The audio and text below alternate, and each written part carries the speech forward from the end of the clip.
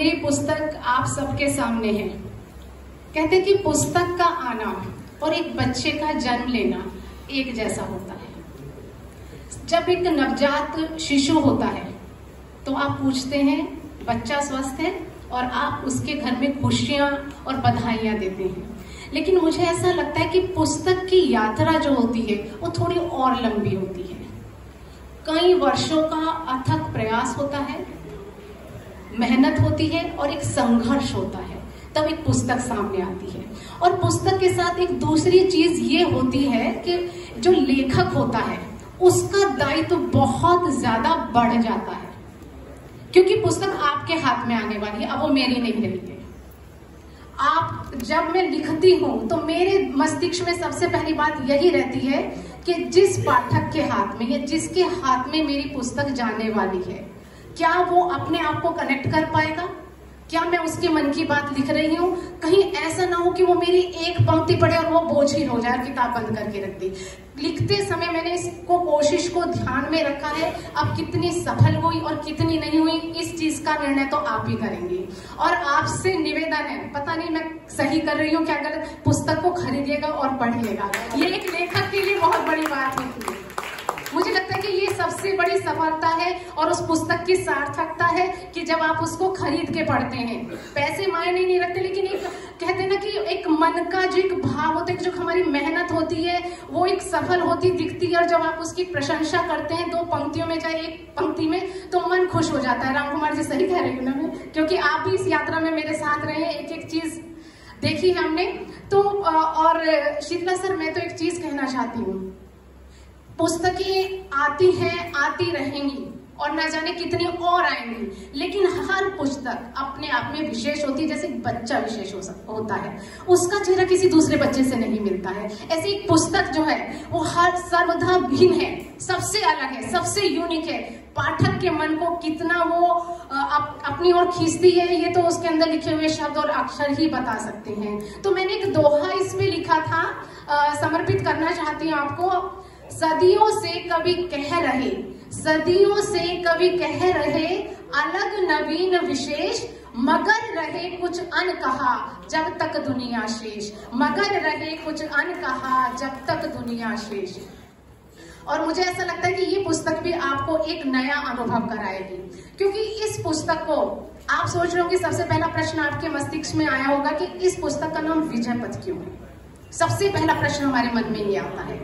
इस पुस्तक को विजय पथ नाम रखने का मेरा जो एक भाव था, क्योंकि इसमें जितनी भी कविताएं हैं एक तो वो हमारे जीवन से संबंधित है, और विजय पथ का मतलब मेरे मन में कभी ये नहीं आता कि आपको हर पल सफलता मिलने वाली है। आप असफलता के रास्तों से गुजरकर अपनी जिंदगी के सफर से जब आप चलते हैं तो उसमें आपको खट्टे मीठे, हार जीत, सुख दुख, सब तरीके के अनुभव आप उसमें करते हैं। और कितना चुनौती आप मानकर उसको आप सफर को तय करते, वो आपकी सबसे बड़ी सफलता है। तो इस पुस्तक का नाम इसीलिए विजय पथ रखा गया है, क्योंकि ये आपको आपके जीवन से जोड़ेगी। आप अब कहीं ना कहीं मैं ऐसा महसूस करती हूँ कि आप इस पुस्तक को अपने जीवन से रिलेट करेंगे। अरे हाँ, ये मेरे जीवन में होता है, अरे हाँ ये तो मैंने उस समय अनुभव किया था, अच्छा इसमें पहले प्यार की भी बात है, हाँ एक बार हुआ तो मुझे भी था, देखो इसमें तो बिल्कुल मेरे मन की बात लिखती है। तो कोशिश मैंने ऐसे की है। तो इसमें कुछ दोहे जो मैं अगर मंच आज्ञा दे तो कुछ पंक्तियां अपनी पढ़ के सुनाऊं। प्रमोद जी और शीतला प्रसाद दुबे जी, कावरा जी, हाँ देखिएगा। जैसे इसमें एक दोहा है, हार जीत सुख दुख रहे सदा मनुज के संग, हार जीत सुख दुख रहे सदा मनुज के संग, कैनवास है जिंदगी उभरे सारे रंग, कैनवास है जिंदगी उभरे सारे रंग। और हार मानकर बीच में, हार मानकर बीच में छोड़ न आधा काम, धीरज को अपनाइए साथी अल्प विराम, धीरज को अपनाइए साथी अल्प विराम। तालियां और भी तेज बजा सकते हैं। और एक कविता ऐसी है जो इसमें मैंने अपने लिए लिखी थी, मैं चाहती हूँ कि उसका पाठ मैं आपके सामने करूं। जैसे कि कहते हैं कि हम अपने अच्छे मित्र, कौन है आपका अच्छा मित्र? मैं कहती हूँ कि सबसे पहले अच्छे मित्र तो हम ही हैं। तो एक कविता आपके सामने रखती हूँ। खुद का परिचय हो मिला स्वयं में बेहतर बंधु, बाहर तो बस अभिनय हो, मिला स्वयं में बेहतर बंधु, बाहर तो बस अभिनय हो। राजदार हो वफादार हो, राजदार हो वफादार हो, मिला मुझे वो मीत यहाँ, साथ न छोड़े सुख दुख में जो दर्पण से झांक रहा, दर्पण में से झांक रहा। बातचीत खुद से करने का, बातचीत खुद से करने का हुनर पास में रखती हूँ, अपने आंसू पीड़ा की मैं, अपने आंसू पीड़ा की खुद मरहम पट्टी करती हूँ, हाँ खुद मरहम पट्टी करती हूँ। दिल टूटा तन्हाई घेरे, चाहती हूँ कोई मनाने आ जाए मगर कोई नहीं आता। दिल टूटा, ऐसा होता नहीं लेकिन कई बार ऐसा होता भी है। दिल टूटा तन्हाई घेरे, मुझे नहीं जब कुछ भाया, खूब मनाया खुद ही खुद को, मीत प्रीत दे सहलाया। खूब मनाया खुद ही खुद को, मीत प्रीत दे सहलाया। तो एक कविता तो ये थी, बाकी कुछ कविताएं ऐसी हैं जो कि यहाँ पे कवि बैठे हुए हैं। राम व्यास जी हैं, राम सिंह जी हैं, शिव प्रकाश जौनपुरी जी आए हुए हैं, वर्षा महेश हैं, खुशबू हैं, किरण मिश्रा है, राजीव मिश्रा जी हैं। छोटी छोटी मेरी कविता को वो यहाँ पर पाठ करने वाले भी हैं। तो बस एक दो दोहे और पढ़कर मैं अपनी जगह लूंगी, जो मुझे पसंद है। मैं चाहती हूँ कि उनका मैं आपके सामने पाठ करूं।